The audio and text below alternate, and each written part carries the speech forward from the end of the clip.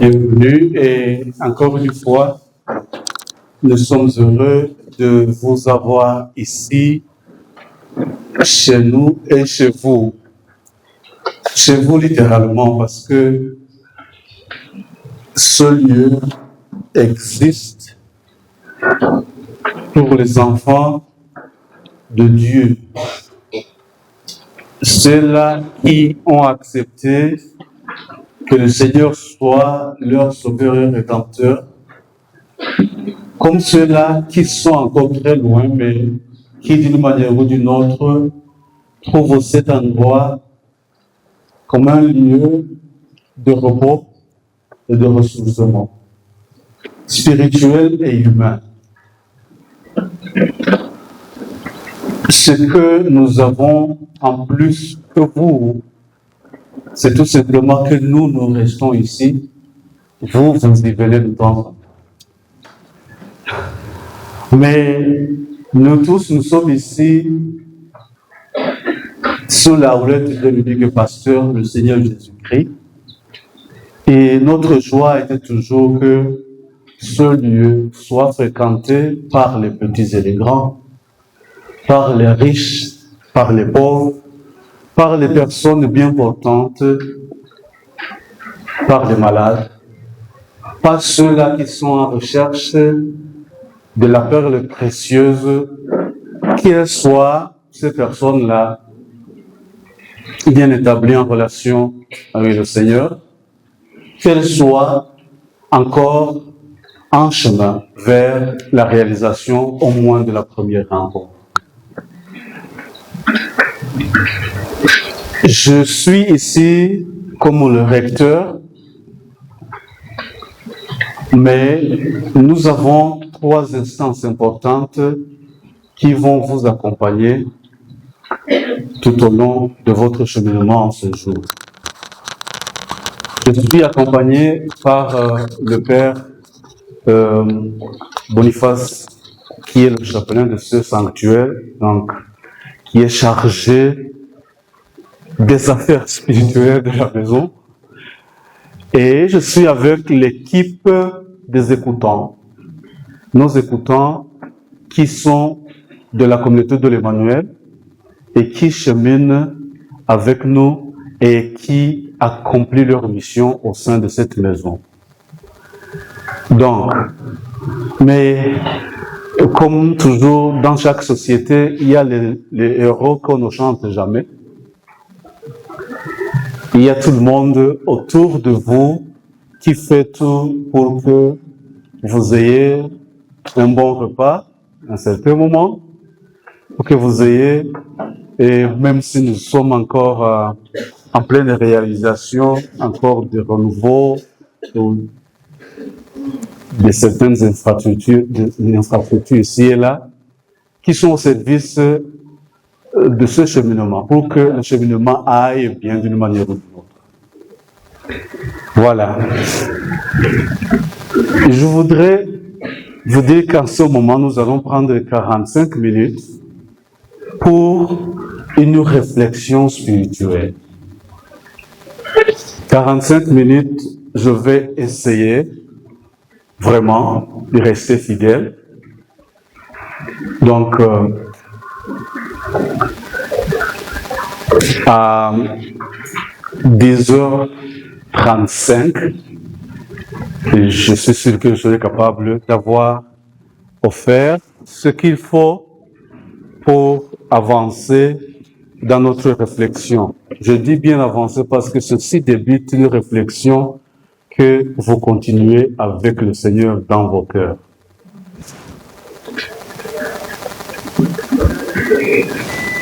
J'ai porté en moi ces derniers jours une expression. En français, on dit « garder le cap vif ». Avez-vous entendu parler de cette expression? C'est compliqué, mais on en parle, on l'utilise ici et là. Et quelquefois, on préfère juste d'utiliser peu de mots, mais en disant la même chose. garder le cap. Quand on s'arrête par là, on sait qu'on est en train de parler de garder le cap vif. C'est garder la vivacité. Je me suis dit que garder le cap vif, c'est cela dont nous avons besoin. Parce que garder le cap vif signifie garder la motivation vivante,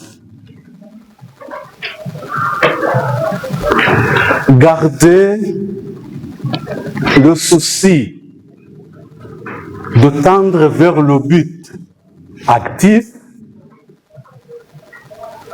et surtout garder l'enthousiasme vivant. Nous sommes dans un contexte de la navigation. Et si nous nous référons à la navigation classique, nous savons bien que vous avez là des paquebots ou des grands bateaux, mais qui ont besoin de ce qu'on appelle le voile. Et le voile était juste un morceau d'étoffe, mais dur, qui est là pour se laisser gonfler par le vent. Et dans la grande surprise de chaque personne, en se laissant gonfler par le vent, le voile provoquerait par son fait même l'avancement du bateau. Ça ne se gonfle pas, le bateau n'avance pas.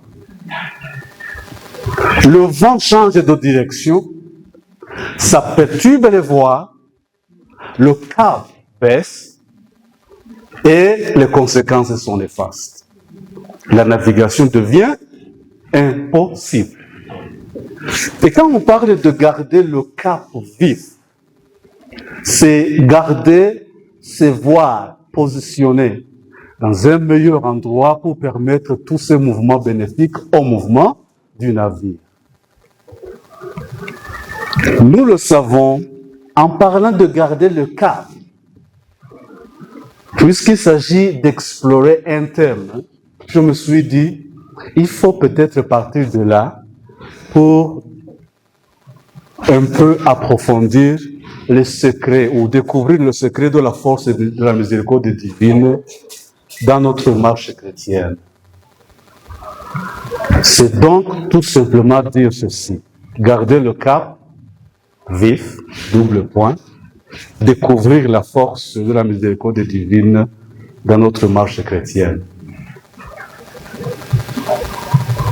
En expliquant le thème encore davantage, je dis ici que la miséricorde divine a une place, a un rôle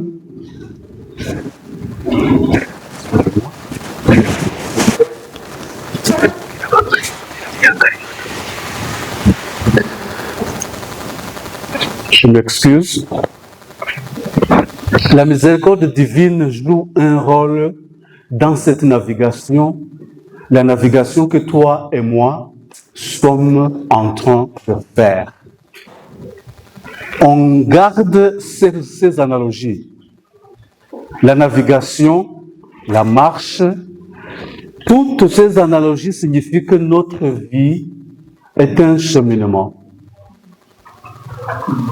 est un voyage. Et dans un voyage, il y a le pourquoi nous avons décidé de quitter le point A pour arriver au point B. Il y a donc ce que les latins ont appelé le terminus aquo, là d'où nous venons, aquo, vers le terminus ad quem, ce que nous voulons atteindre, l'objectif.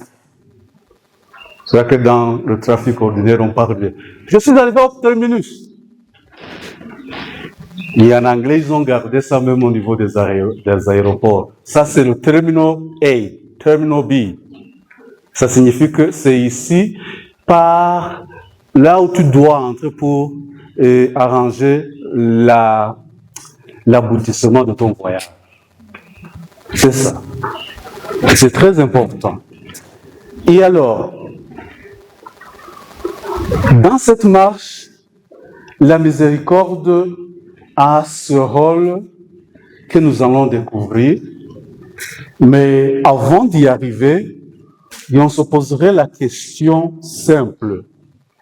Pourquoi avons-nous besoin de garder le cap vif?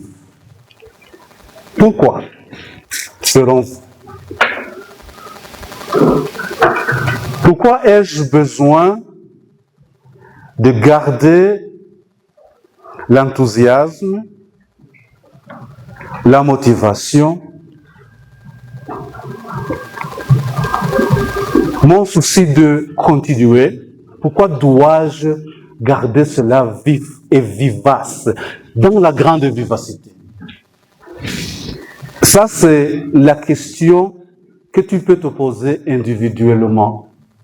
Mais pour la raison de notre méditation, c'est cette question qui nous donne des raisons profondes d'explorer les forces et des opportunités qui nous y aident. Si nous avons remarqué que le cap, garder le cap vif signifie garder cet enthousiasme, nous en avons besoin foncièrement pour 4 grandes raisons. Premièrement, parce que notre vie est pleine de variations. Aujourd'hui, vous êtes fort dans votre manière de communier avec Dieu, de communier avec les autres, de communier avec vous-même, de communier avec votre environnement. Mais demain, votre prière meurt, votre vie relationnelle se faiblit. Et après demain, vous ne voulez même pas voir quiconque autour de vous. Cela existe. À un autre jour qui est surprenant, vous ne voulez même pas voir les collines. Ça vous agace d'écouter la radio. Ça vous agace que tout le monde est en fête. Ça vous agace que le soleil s'est levé. Tout vous agace. C'est l'expérience des variations. Tout change autour de nous et nous avons besoin de garder le cap pour cette première raison.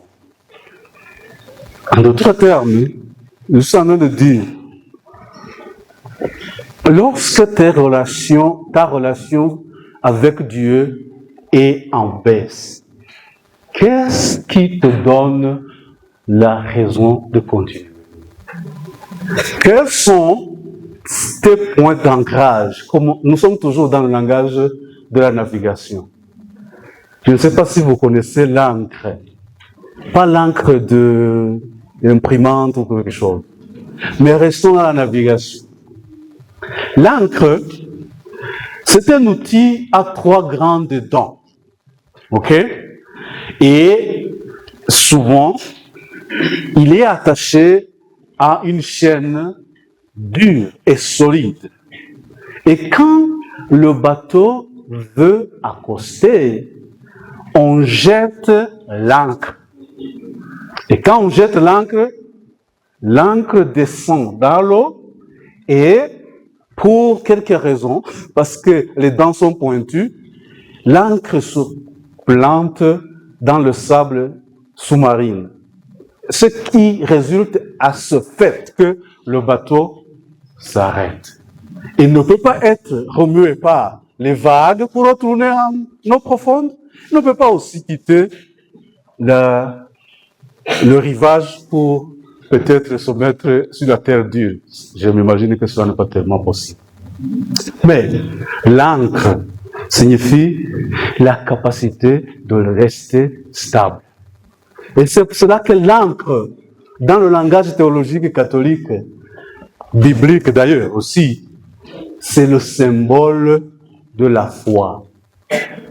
Quand vous avez l'ancre en vous, vous êtes capable de rester en Jésus et y demeurer. Donc la stabilité en Dieu est possible. Vous êtes capable de ne pas être remué par toutes sortes de vents. Vous êtes capable de venir rester là pour des raisons qui vous ont amené, pour suivre vos objectifs, achever votre voyage. Qu'est-ce qui est significatif que, plus significatif que cela? Quand on sait bien que aujourd'hui, les gens sont remués de toutes parts par ce qui se passe. Trouver les points d'ancrage dans ce petit premier point pour raison que la vie est pleine de variations. Deuxièmement, parce que la vie est pleine d'obstacles. Et si donc on a besoin de continuer la marche vers la perfection chrétienne, vers l'achèvement de ce pourquoi nous sommes là, nous avons besoin de quelque chose qui nous protège ou qui nous donne des astuces. J'utilise cela comme un autre langage. L'astuce, c'est le grand secret avec lequel toi, tu marches, qui t'aide à surmonter des difficultés, que ce soit au niveau de la vie, que ce soit au niveau de la relation, que ce soit à tout niveau. Je me rappelle, durant notre éducation secondaire, il y a longtemps, on avait un gars très doué en mathématiques et il n'acceptait jamais la manière de résoudre les problèmes mathématiques standards. Lui, il trouvait toujours sa façon. Et il ne connaissait pas tellement français. Et chaque fois, il mettait son doigt à l'air, il disait « Prof, j'ai mon moyen ». C'est une manière de traduire du Kinyarwanda presque littéralement « J'ai mes quelques astuces ». Et pourtant, il commençait alors à sa façon, et à la fin, il trouvait la même réponse. Le professeur pouvait seulement le regarder, il ne savait pas. Et c'est correct, mais je ne sais pas comment tu es arrivé. Puisque donc la vie est pleine d'obstacles, il faut avoir les points de repère, les points de référence qui t'aident à continuer la navigation paisiblement. La troisième raison, c'est que même ceux et celles qui voyagent avec nous, qui naviguent avec nous, changent en changeant leur manière de voir le voyage, de comprendre le cheminement. Ils nous encouragent ou ils nous découragent, ils nous soutiennent ou ils nous font tout simplement nous asseoir sur le chemin et ne plus marcher. Donc nous avons besoin de quelque chose qui nous aide à vivre en bonne relation avec les amis navigateurs. Sinon, ils peuvent même se révolter et renverser le bateau. Et vous le savez. Je vais y arriver. Pensez à comment vous avez commencé votre aventure familiale, par exemple. Vous étiez croyant, vous étiez croyante. Et vous avez vu un tel, une telle. Et votre cœur est tombé amoureux. Vous vous êtes mariés. La maison a commencé avec plus de paix et de tranquillité. Mais chemin faisant, quelqu'un devient quelqu'un d'autre, littéralement. Et il vous rend la vie difficile. Vous êtes peut-être arrivé à un certain moment où vous avez dit, je veux divorcer. Ou même, cela vous est arrivé. Ça veut dire que votre ami navigateur n'a pas navigué dans la bonne direction que vous, et il vous a contrarié. À un certain moment, vous êtes découragé. Mais cela est un cas peut-être extrême, mais c'est vrai aussi. Quatrième raison, parmi les raisons qu'on peut imaginer, c'est parce que avec la vie, on peut perdre les repères et risquer d'accoster aux endroits inattendus. Les repères sont importants dans la navigation. Pensez au repère universel qu'on appelle la boussole. Vous connaissez la boussole? Quelque chose qui vous montre où se trouve le nord pour que vous puissiez évaluer les autres directions. Si votre boussole pointe vers le sud au lieu de vers le nord, vous n'allez certainement pas arriver. C'est cela qui a fait que notre ami Christophe Colomb accoste aux Amériques et il était sûr qu'il accostait en Inde. Ah oui, il y en a qui ne le savent pas, mais ça c'est la vérité de l'histoire. Quand on dit que Christophe Colomb a découvert l'Amérique, ça n'a rien à voir avec la découverte. Parce que lui, il était parti de chez lui en cherchant des épices, en cherchant de l'or, et il savait qu'il allait trouver tout cela en Inde. Et donc, il a ajusté ses cartes, il a commencé sa navigation, il s'est retrouvé en Amérique, et il a dit, je pense que je suis bien arrivé en Inde. À telle sorte que même les premières personnes qu'il rencontre là-bas, il les appelle les Indiens. On les appellera les Amérindiens après. Pour lui, ce sont les Indiens. Voyez-vous? Mais donc, on peut perdre le repère et accoster quelque part ailleurs.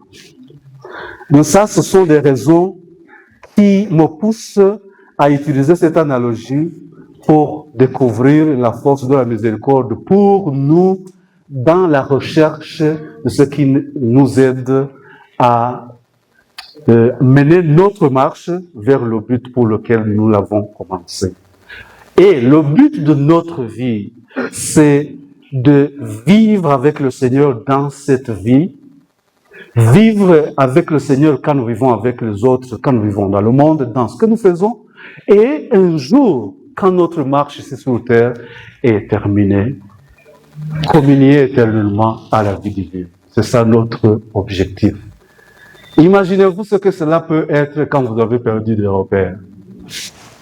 On ne peut pas accoster au ciel de toutes les façons. On peut accoster ailleurs. Alors,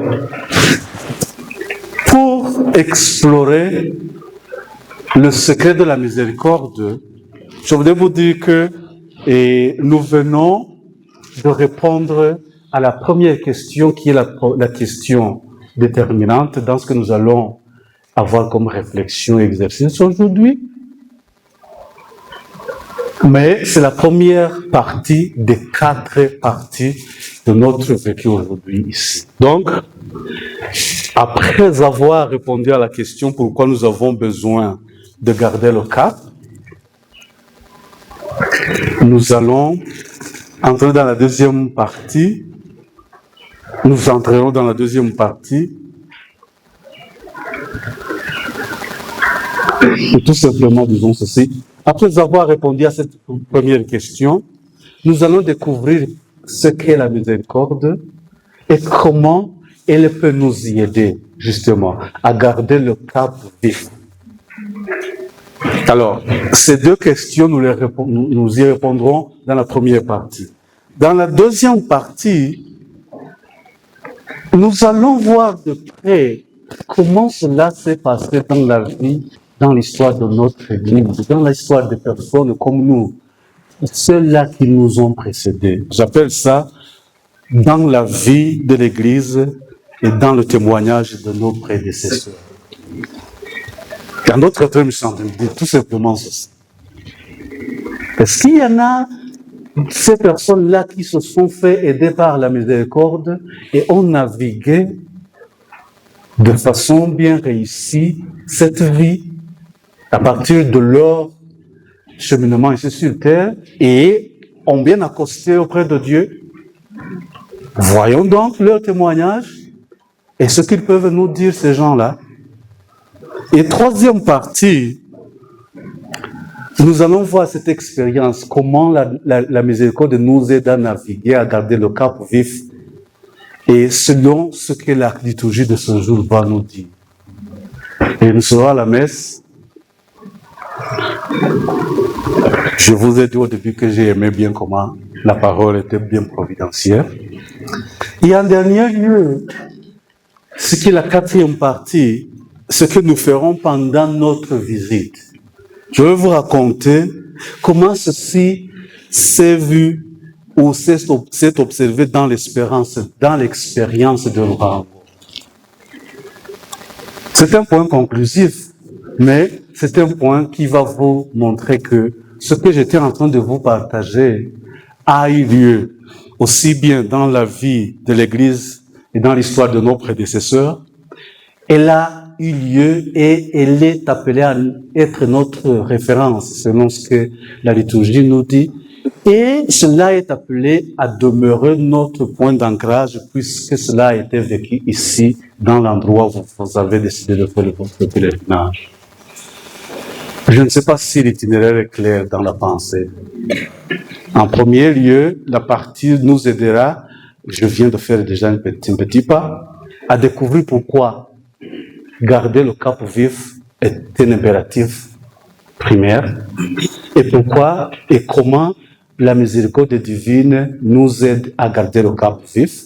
Je vais donc dire aussi en deuxième lieu que nous regarderons un peu dans l'histoire de nos prédécesseurs et puiserons un peu plus de ressources. Et troisièmement, nous écouterons ce que le Seigneur nous dit pendant la liturgie. Et en dernier lieu, nous allons aussi explorer ce qui s'est passé ici à Luhango, qui peut nous être comme un témoignage vif de ce qui est dit précédemment. Alors, si cela est clair, alors, je voudrais passer au deuxième petit point de la première partie. Qu'est-ce que la miséricorde et comment nous aide-t-elle à garder le cap vif? Ok?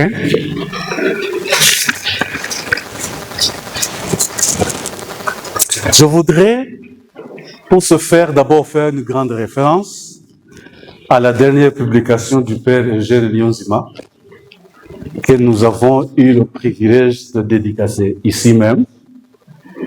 Et ce livre qu'il a intitulé Adolorata. Adolorata mu rugendo rwo gukira ibikomere, iyo impabe ihuye n'impuhwe ubuzima buhindura impumuro. Ceci est un Kinyarwanda un peu dur. Je vais essayer de le mettre en français par mon moyen. D'abord, Adolorata signifie en italien celle qui a souffert. On peut parler de Adolorata ou Adolorato. Adolorata c'est la fille, Adolorato c'est le garçon. Voilà. Je parle comme à l'école maternelle.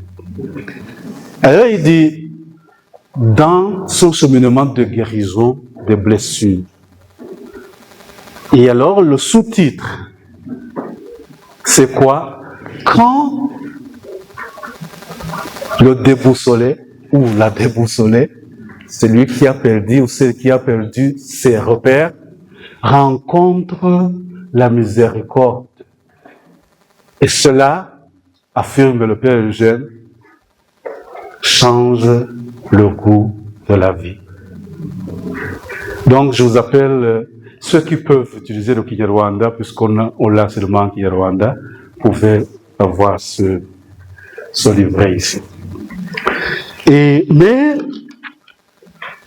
il a fait une étude très succincte de ce qu'est la miséricorde.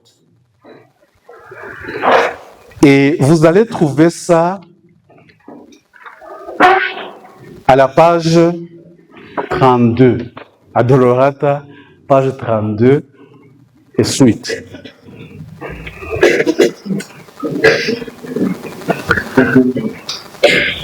Il y a la première signification de la miséricorde. C'est un amour toujours soucieux. Un amour qui ne reste pas indifférent aux problèmes de l'autre, à la situation de notre prochain. Un amour soucieux. Un amour toujours qui combat toujours l'indifférence, qui n'accepte pas l'indifférence face aux besoins de notre prochain. Parce que je pense que la grande référence dans cette petite étude, c'est que justement, même si l'homme et la femme de notre temps, c'est bien qu'il a besoin de l'autre, il a besoin de son secours, mais on se rend compte que l'indifférence conquiert beaucoup de cœurs aujourd'hui. Et là, je me réfère au grand enseignement du pape François. Il a parlé profondément du fléau de l'indifférence. Indifférence, tout simplement pour dire, si j'ai ce qui m'appartient bien conservé, alors ce qui se passe chez toi n'est pas mon problème. Alors on peut se dire, c'est lorsque le Père Eugène dit, cet amour qui s'appelle l'amour miséricordieux ne peut pas aller ensemble avec ce que les Rwandais disent. La douleur de l'autre, c'est sa douleur. Soit tu n'en as pas, tu dors tranquillement. Nous sommes en train de crier à côté de chez toi.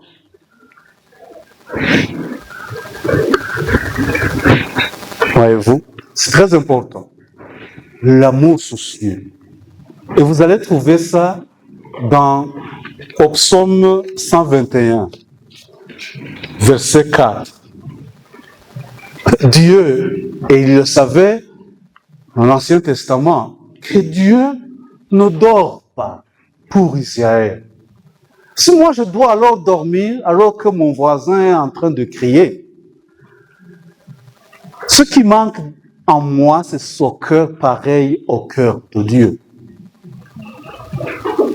J'ai besoin d'avoir ce cœur divin qui se soucie du mal de l'autre, de sa situation désastreuse. Puisque le Seigneur lui-même, quand il se met à tout faire pour pouvoir aux besoins de son peuple, pour les protéger, pour rester éveillé à leur procurant justement la sécurité dont ils ont besoin. Il est en train de nous enseigner quelque chose. Quand vous êtes dans ces situations problématiques, je suis avec vous. Ça, c'est le cœur miséricordieux. Et c'est la signification profonde de la miséricorde, de la première. La seconde signification de la miséricorde, c'est ici la capacité de pardonner. La capacité de pardonner. C'est une histoire d'amour que la miséricorde inaugure dans la vie des gens. J'y reviendrai, mais pour ne pas juste sauter talons joints sur ceci, disons tout simplement que la miséricorde, c'est la capacité d'offrir la seconde, la troisième, la quatrième, la énième chance. Donc vous êtes là, je suis ici, nous sommes là, parce que le Seigneur que nous avons découvert, c'est le Seigneur capable de nous donner la première chance, la deuxième chance, Donc, nous gâtons les opportunités, mais ils ne nous disent pas ce que les Rwandais encore disent sans se soucier de la conséquence. Non, non, non. Devant le Seigneur, c'est pas ça. Devant le Seigneur,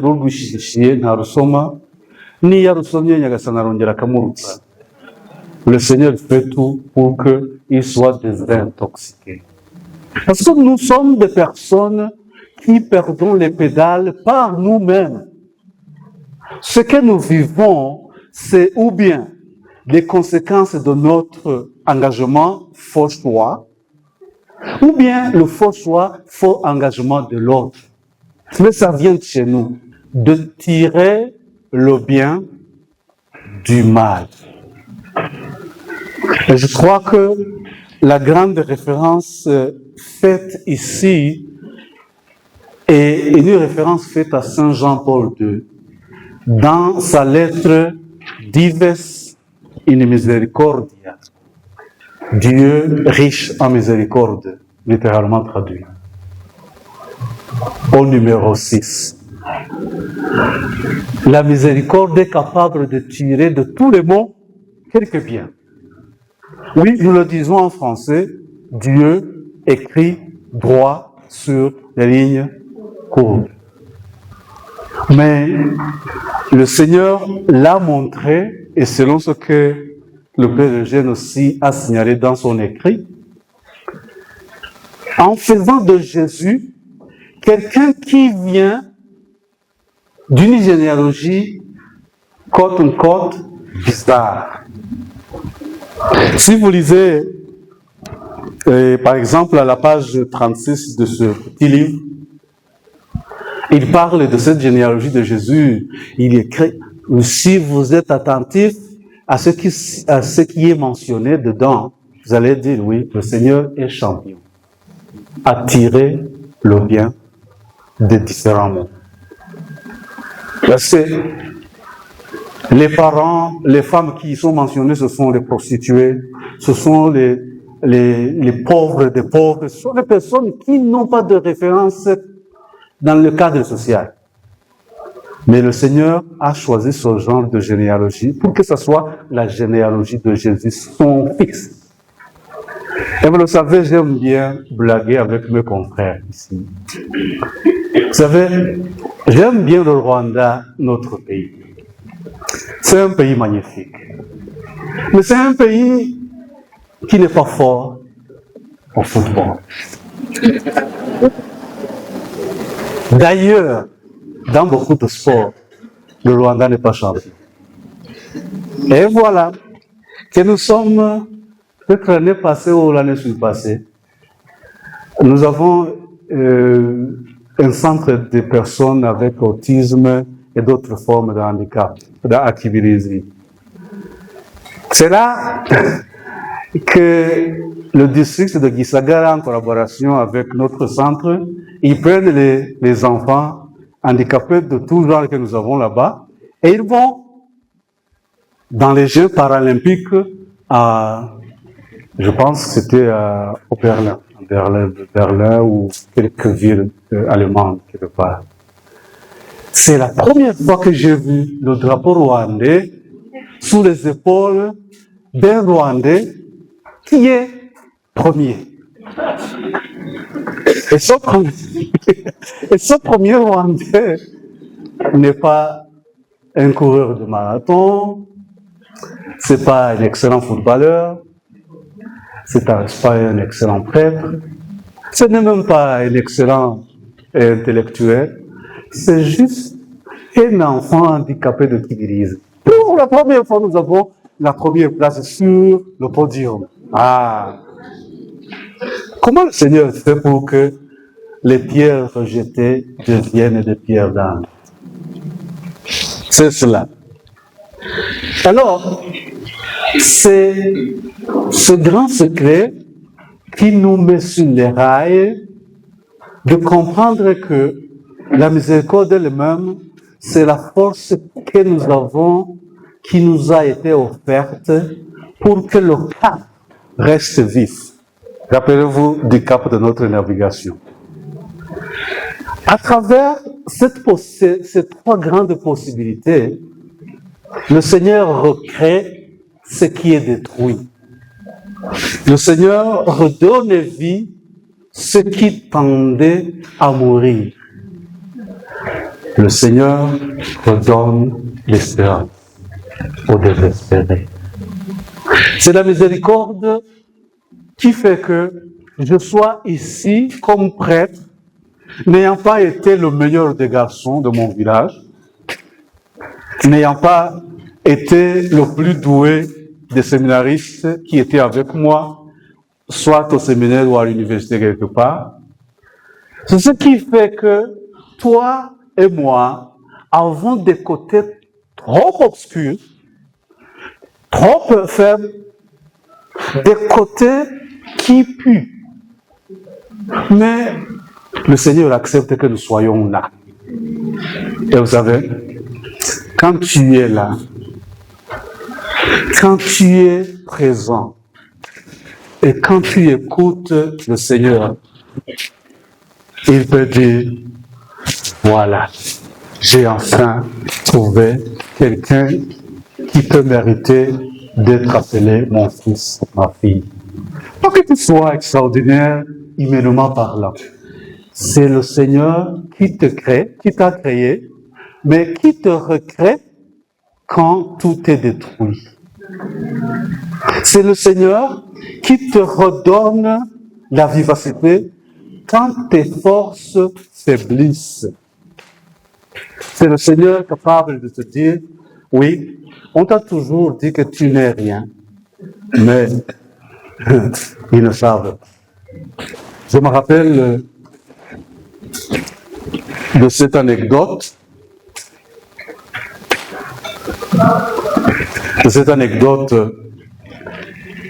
qu'on aime raconter ici. C'est un chrétien qui se décide d'aller au confessionnal et il raconte des choses bizarres au prêtre et le prêtre utilise pas son côté sacerdotal mais sa nature très humaine et très ordinaire surgit. Et il dit, stop! Sors d'ici! Et il s'assoit dans son confessionnal et au-dessus de sa tête se tient un crucifix comme celui-ci. Et bien sûr, le pénitent malheureux, pleurant, pleurnichant, il se lève pour sortir.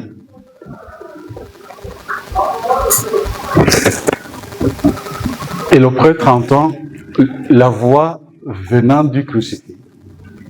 Et c'est cette petite image qui est en train de parler, qui est en train de dire, ramène-le. Il m'a coûté cher. C'est ça. Tu ne peux pas le chasser. Parce que si tu le chasses, alors que j'ai versé du sang pour cet homme, alors tu rends nul mon sacrifice. Très important. C'est donc cela, quand vous le savez, qui vous rend fort et vous continuez à marcher tête haute, malgré vos péchés, malgré nos péchés, malgré mes faiblesses, malgré tes faiblesses. C'est ça qui nous maintient debout. C'est pas que nous sommes innocents, attention, c'est très important de le rappeler. Nous ne sommes pas innocents. Nous avons seulement été pardonnés. Et quand la personne qui a été pardonnée est dans cet état, cette personne-là n'est pas innocente, mais elle est tout simplement pardonnée. L'exemple ou l'illustration serait, si je suis une personne blessée mais qui a été guérie, quels sont les signes qui montrent mon état? Hein? La cicatrice. Et les femmes qui sont ici peuvent le dire mieux que moi. Si la cicatrice se trouve sur votre visage, je pense que vous avez perdu plus de 85% de vos chances de beauté. pour des raisons que je ne comprends pas, à moins que vous appreniez à comprendre que cette marque qu'on appelle la cicatrice signifie quelque chose de profond. Parce que nous portons tous au moins une cicatrice. Vous le savez? Et quelle est cette cicatrice? Quoi? Très bien. C'est votre nombril. Votre nombril, c'est une cicatrice qui signifie que vous venez de quelque part. Vous portez, je porte, il porte la cicatrice de don de la vie par quelqu'un d'autre. C'est une blessure, mais une blessure qui m'a engendré.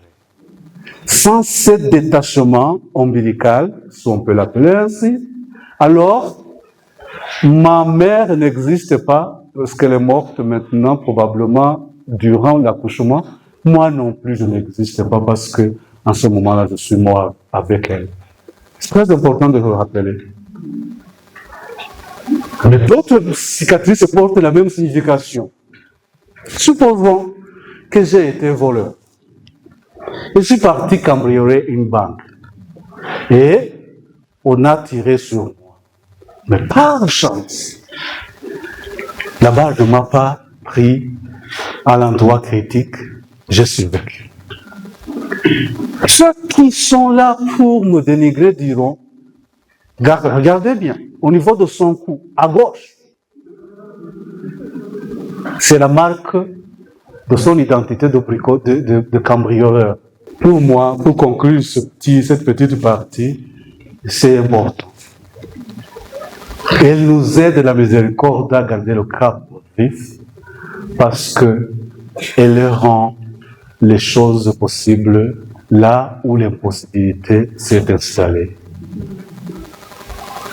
Elle redonne force vive là où la faiblesse s'était érigée en roi ou en reine. La miséricorde a cette capacité. Et quand vous êtes devant la miséricorde divine, relisez ce petit écriteau sous l'icône de Jésus miséricordieux, qui est là.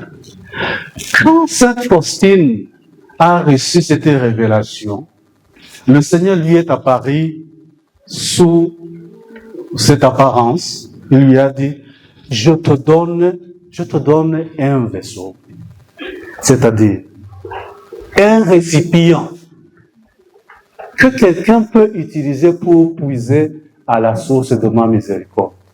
Que quiconque contemple cette icône dise seulement une seule petite phrase. Jésus, j'ai confiance en toi.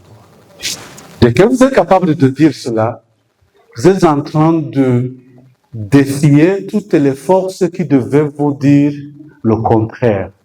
Vous confiez à la force qui ne peut jamais être vaincue, qui trouvera sa manière, qui trouvera son chemin, qui trouvera une manière de vous venir en aide.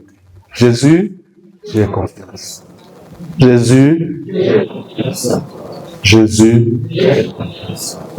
Alors, merci beaucoup. On peut s'arrêter par ici, prendre un peu d'eau et puis relaxer un peu. Et nous allons passer à l'étape suivante. Et je vous remercie pour votre aimable attention.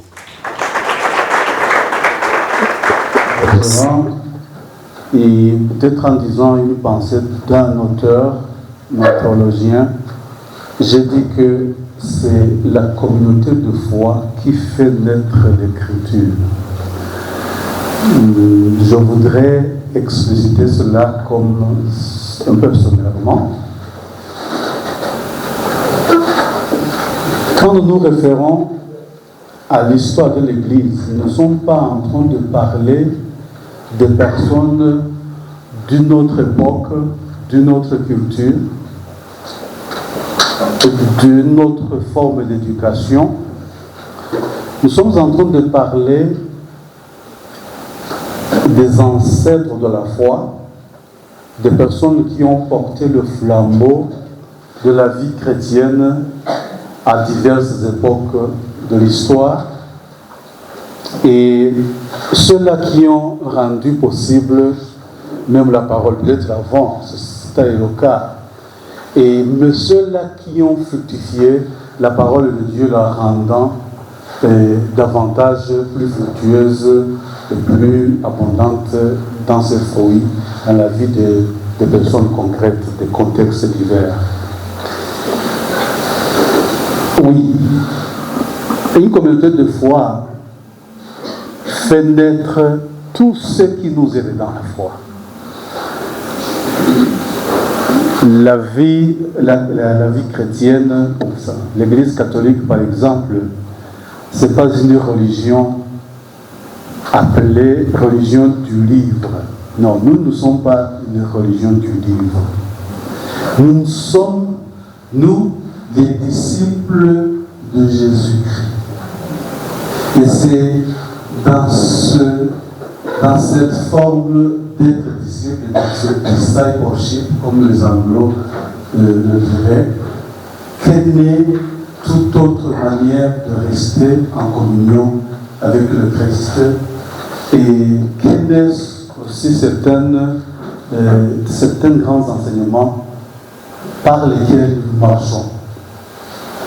Alors, normalement, quand nous parlons de l'histoire de l'Église, nous devrions raisonnablement commencer par les Saintes Écritures.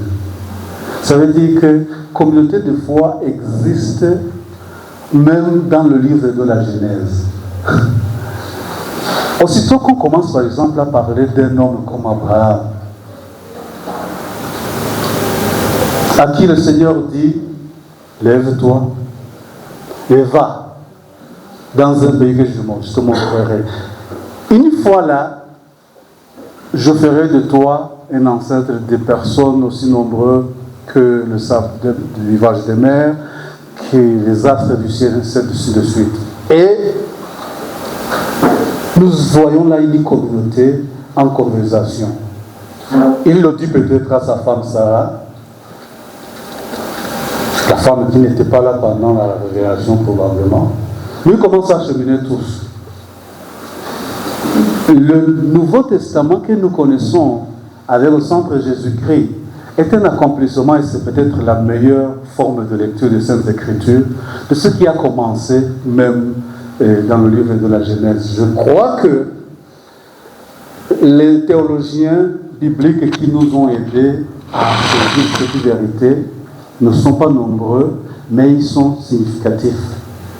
Entre eux, nous notons véritablement Saint Jean. Si vous lisez l'évangile de Saint Jean, vous sentirez comment il commence son évangile en ces termes. Au commencement était la parole. La parole était Dieu. Elle était avec Dieu. Et jusqu'à ce qu'il peut dire, rien n'a été fait sans lui. Tout a été fait par lui, autrement dit.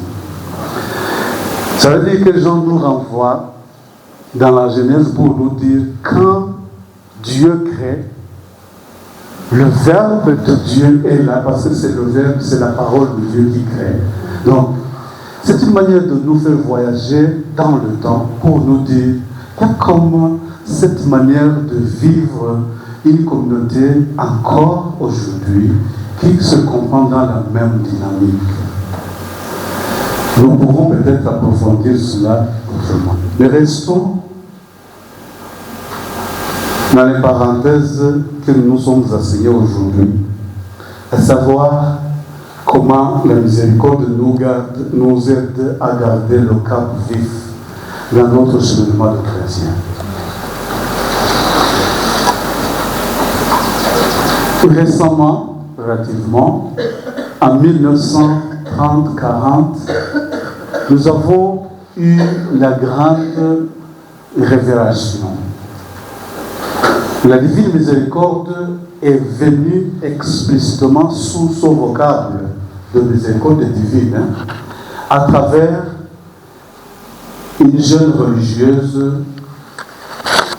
connue sous le nom de Sainte Faustina Kowalska, une Polonaise qui s'est consacrée au Seigneur comme d'autres religieuses, mais qui prendra au sérieux sa relation avec le Seigneur et sa vie spirituelle en premier rang. Quand Faustina est au couvent, comme toutes les autres sœurs, les autres religieuses, elle n'est pas la plus grande.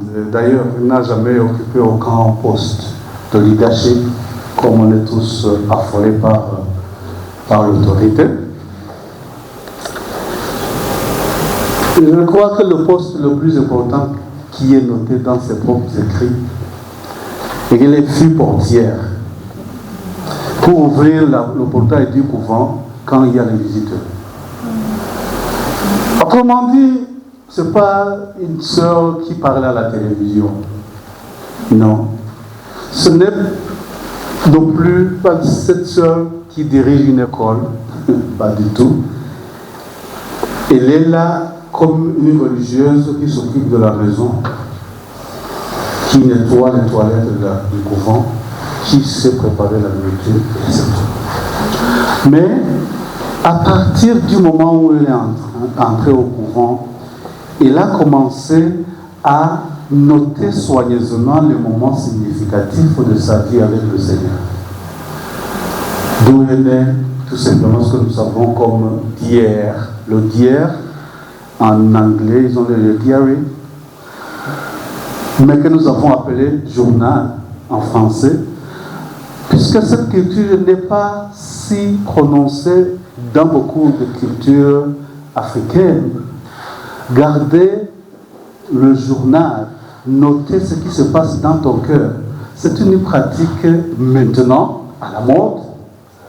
À la mode chez les chrétiens comme chez les autres formes de spirituel, entre guillemets.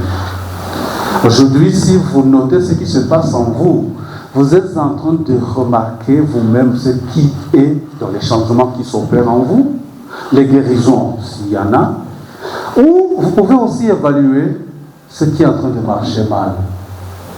C'est très important. C'est ce que nous avons donc dans ce petit journal de Sainte Faustine. Cette religieuse qui nous quitte en l'an 1930, très jeune aussi. Elle laisse donc cet héritage très fort, très profond de cette rencontre avec le Seigneur. Son message n'est pas accueilli directement par l'Église comme l'Église le fait, même maintenant. Si vous avez vu la Sainte Trinité la nuit dernière et que vous me le dites, je ne vais pas accepter. Pas que la Sainte Trinité n'existe pas qu'il n'est pas possible de prier, mais parce que, comme Église, nous devons commencer à examiner la vérité de son fait, entre guillemets. Nous avons une expérience très directe avec l'expérience de Kibéo. Kibéo a été approuvé, reconnu officiellement en 2001, je me rappelle, ce jour-là, le 29 juin, cette année-là, où l'Église du Congo, à travers l'évêque, dit oui, la Sainte Vierge Marie est apparue à Kibéo au Rwanda. 3 filles ont vu la Vierge Marie qui est apparue sous son titre honorifique fort Mère du Verbe, signé à et c'était fait. À ce moment-là, une conclusion était atteinte et ça, c'est la manière comment de procéder. Mais, dans le cadre de la miséricorde divine, cette sainte Faustine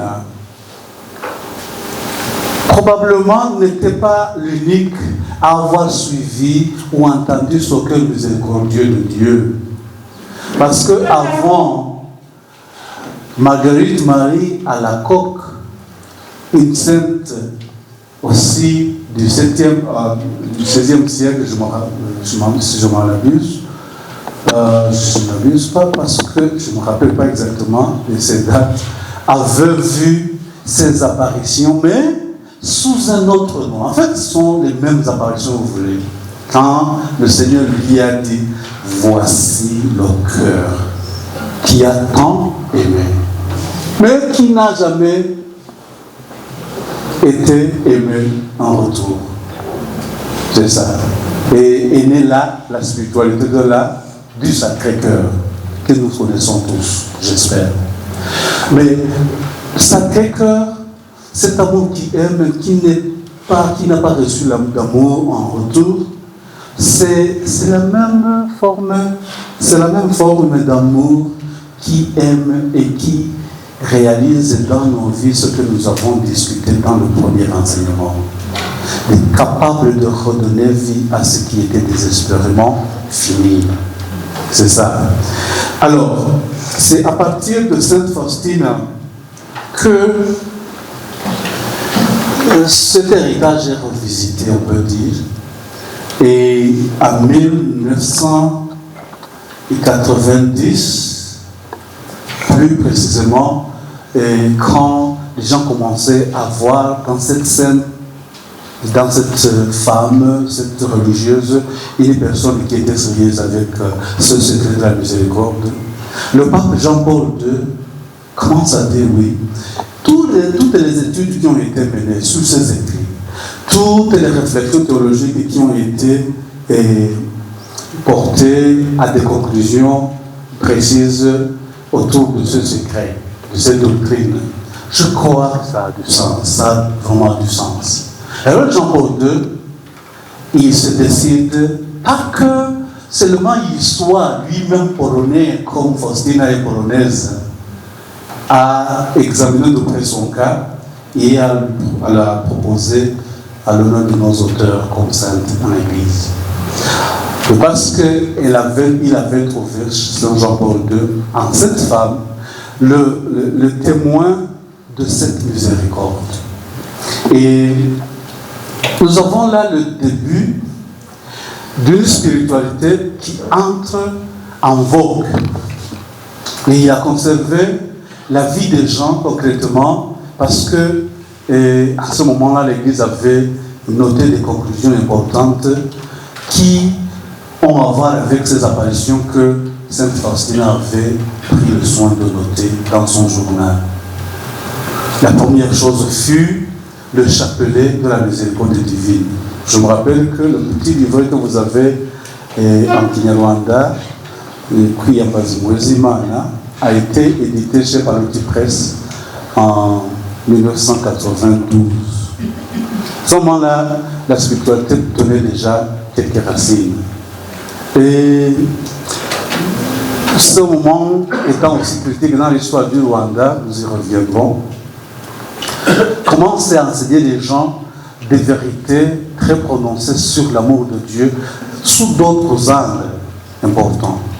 Et alors, le chapelet de la miséricorde divine est aussi pris en considération au même moment que d'autres révélations, surtout la fête de la miséricorde divine. La fête de la miséricorde divine établie au premier dimanche après Pâques. Pour dire un simple message, ou un message très fort en de simples mots qu'on suit. Quand vous avez contemplé la Pâque, ce que vous avez vu là, ce que vous avez contemplé, c'est l'expression ultime de l'amour aimant de Dieu, de l'amour miséricordieux du Père, qui a triomphé en Jésus-Christ. Célébrez cela. C'était ça l'indication faite par Jésus à Sainte Faustine dans les apparitions, pour dire que c'était une sorte d'impératif déjà communiqué, mais en ce moment-là, comme l'Église cheminait vers la célébration du jubilé de l'an 2000, et on commence justement à envisager a aussi canonisé, mettre Sainte Faustine dans la catégorie des saints de l'Église catholique, comme commémoration du grand nom du siècle, on peut le dire.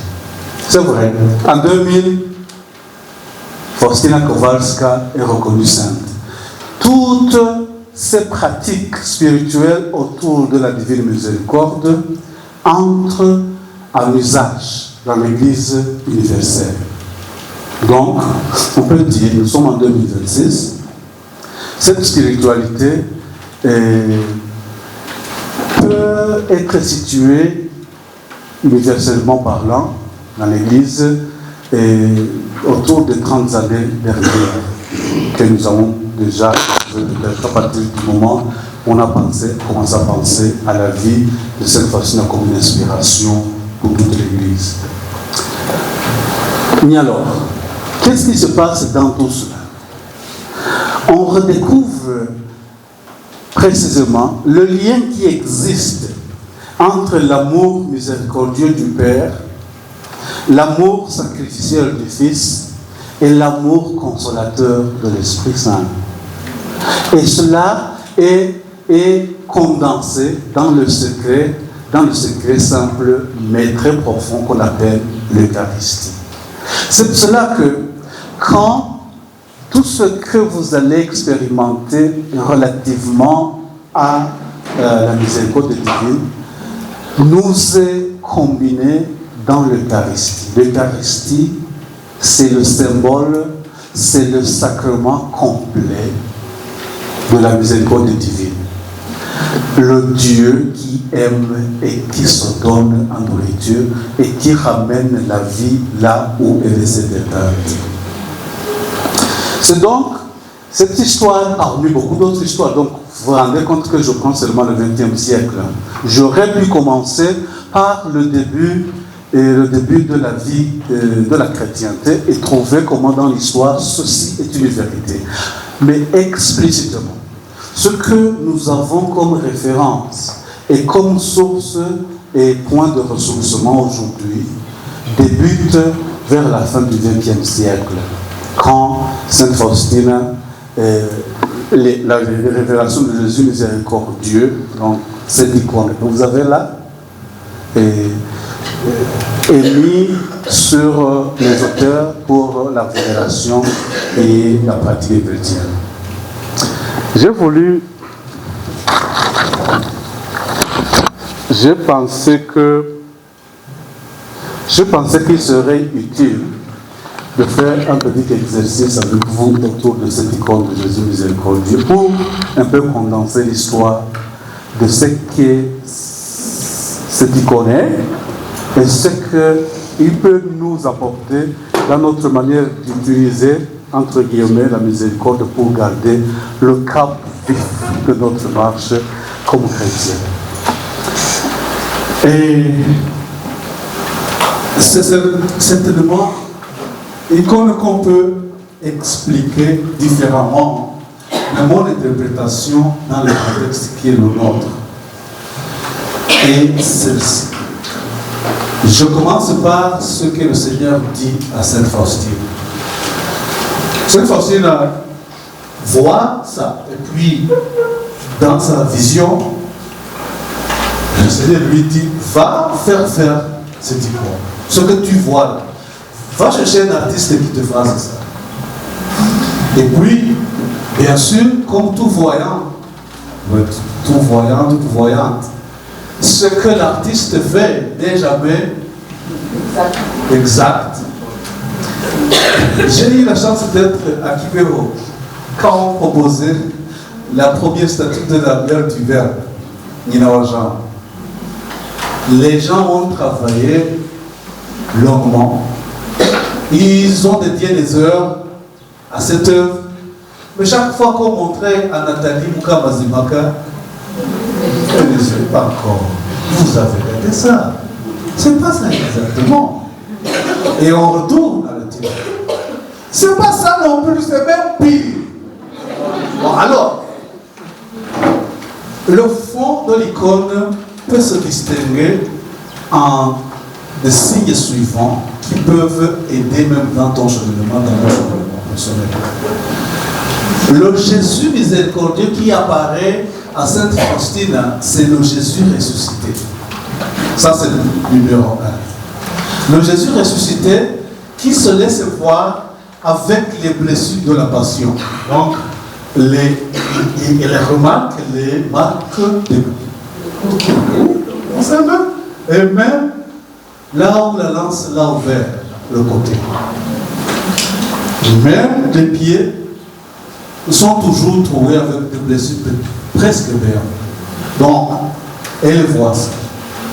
Et du coup, deuxièmement, elle voit un signe étrange.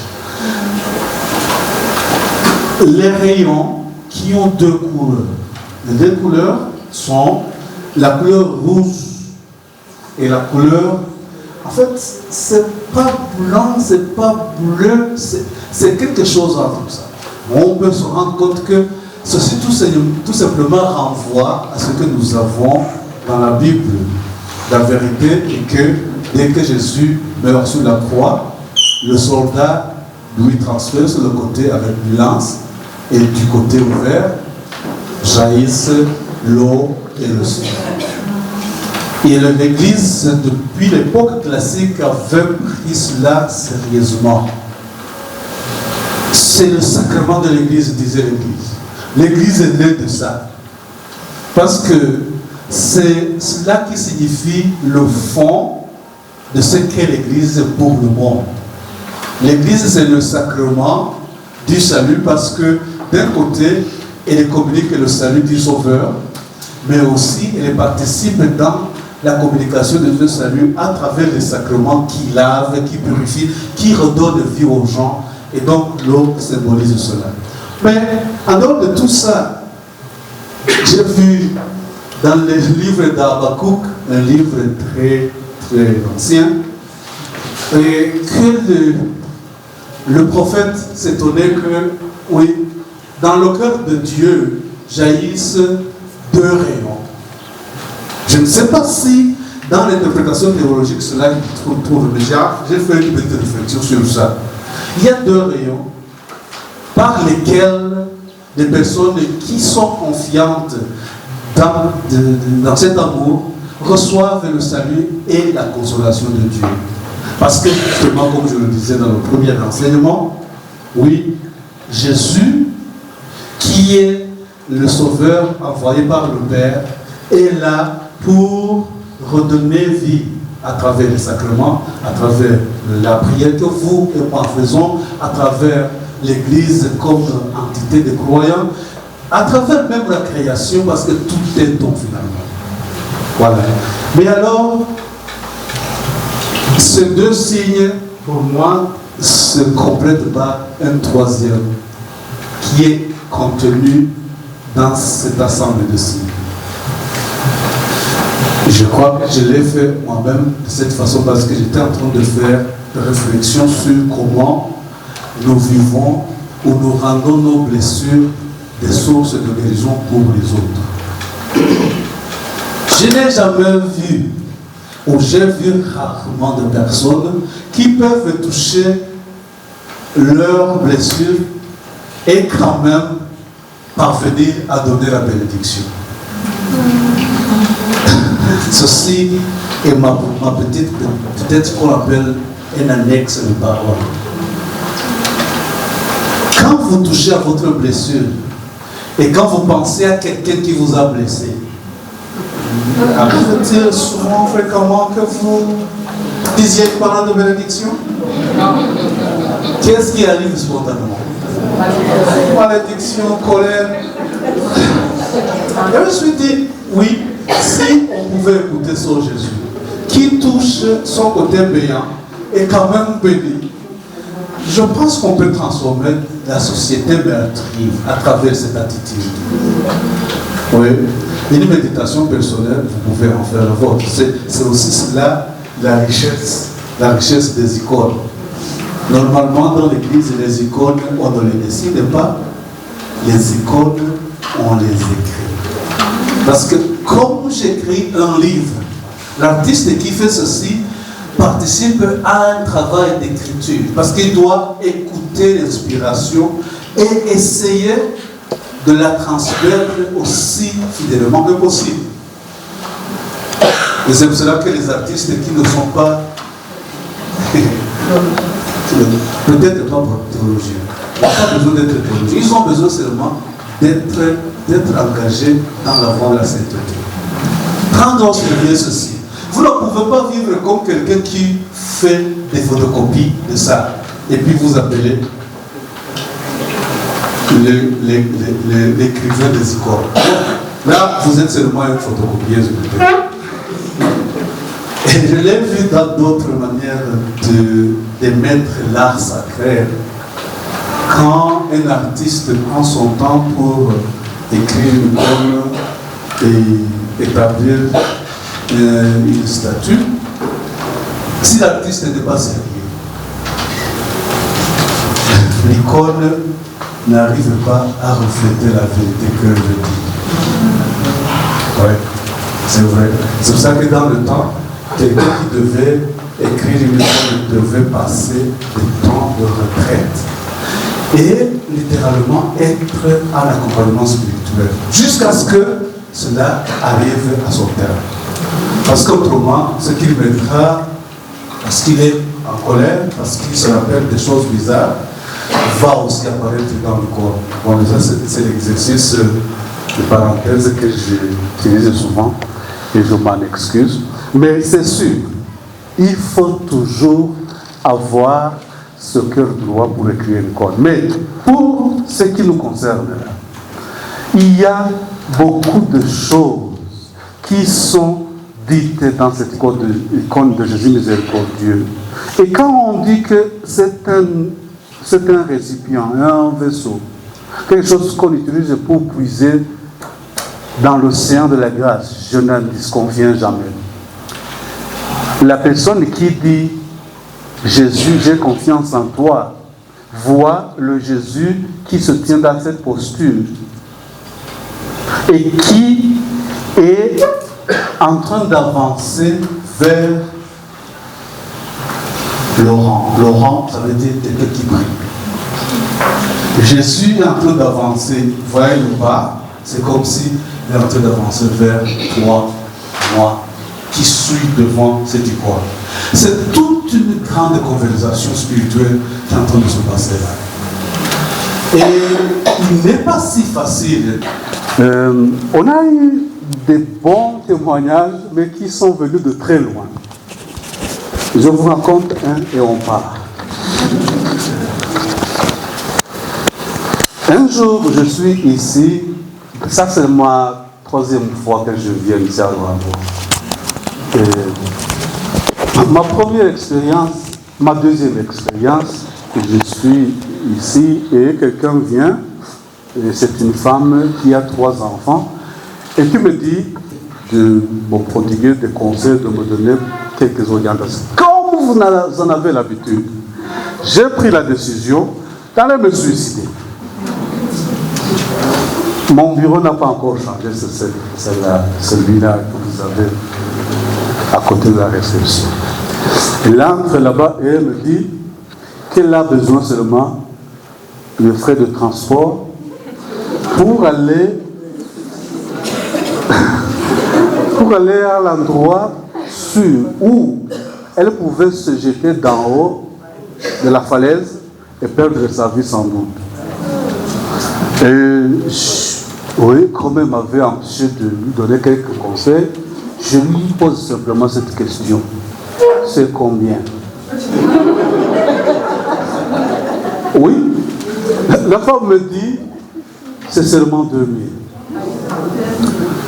À ce moment-là, le billet de 2000 venait de sortir. J'avais ça, heureusement. Je lui donne le billet de 2000. La femme quitte ici, elle sort, elle arrive au niveau de la gare routière, qui n'est pas loin d'ici. Et la gare routière est juste à côté du marché. Rappelez-vous, je lui ai donné mes 2000 francs. Frais de transport pour aller où? Le projet est clair. Il arrive là et il trouve que, juste là, avant d'aller dans la gare, quelqu'un a étalé sa marchandise. Il y a un peu de tomates, il y a aussi un peu de farine de manioc.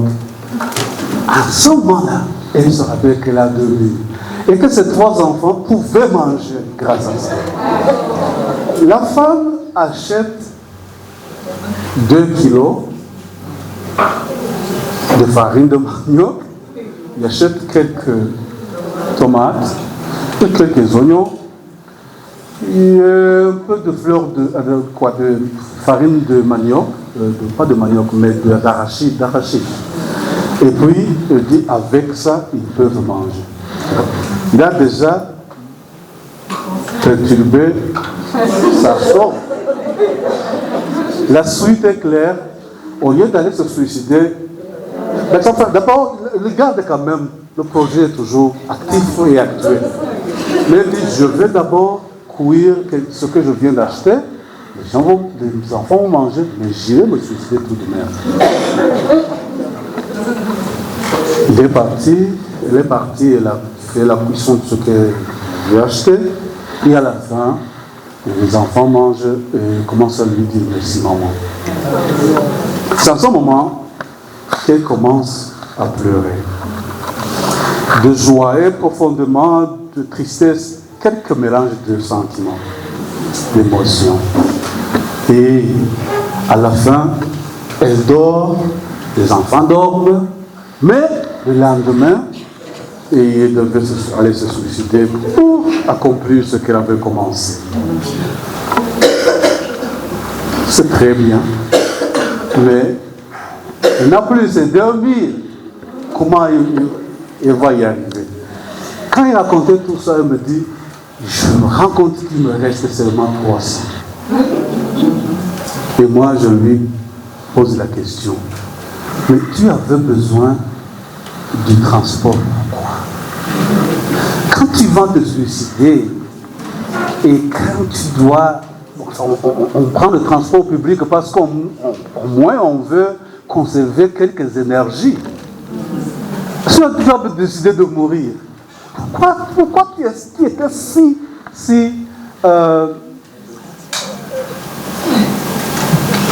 insistante sur ce fait que tu dois prendre le transport?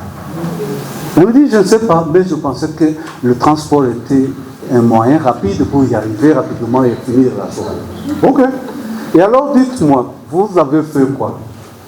Et me dit, là, mes enfants sont là dehors, nous sommes venus dire merci à Jésus. Pourquoi? Parce que grâce à ce moyen de transport, nous avons pu manger et le suicide a été suspendu. Maintenant, nous sommes bien. Le projet est en suspens et je pense que je ne le reprendrai plus. Et je crois que la maman est toujours vivante, ses enfants, et la plus petite doit être à l'université.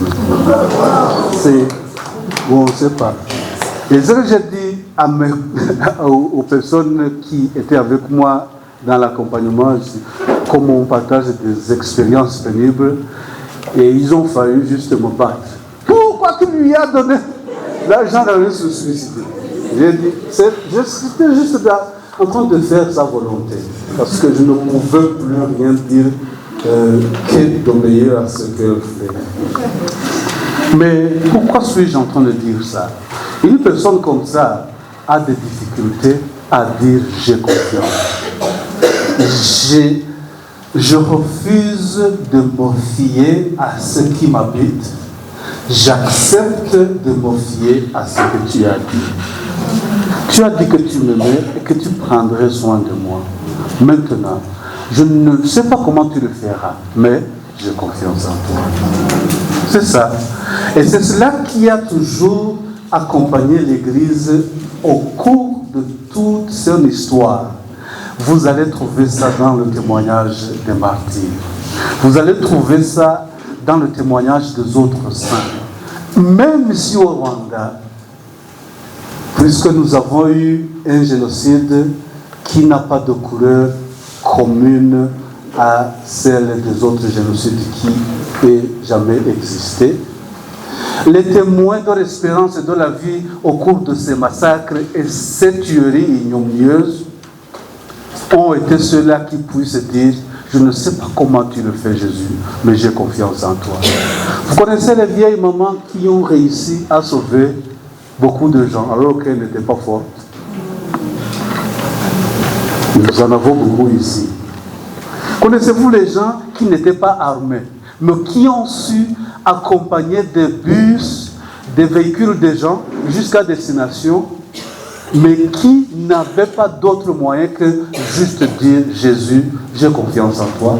J'espère que vous connaissez beaucoup de ces gens. Parce que ceux-là, ce sont les témoins de comment ce miracle de la miséricorde opère dans notre histoire. Avançons donc, accompagnés par ce Jésus capable d'incarner la possibilité là où nous pensons que rien n'est possible. Avançons accompagnés par la grande promesse qu'il nous fait. Que quiconque regarde sa tendresse, son amour et a confiance en cet amour retrouve les issues insoupçonnées. Oui, le Seigneur mérite notre confiance et la veut, parce que c'est là qu'il nous tient par la main et nous sauve de nos meurtrissures, nous redonne vie et nous relève de nos blessures, de nos moments qui nous rendent captifs. Qu'il soit loué maintenant et toujours dans les siècles des siècles. Amen. Merci.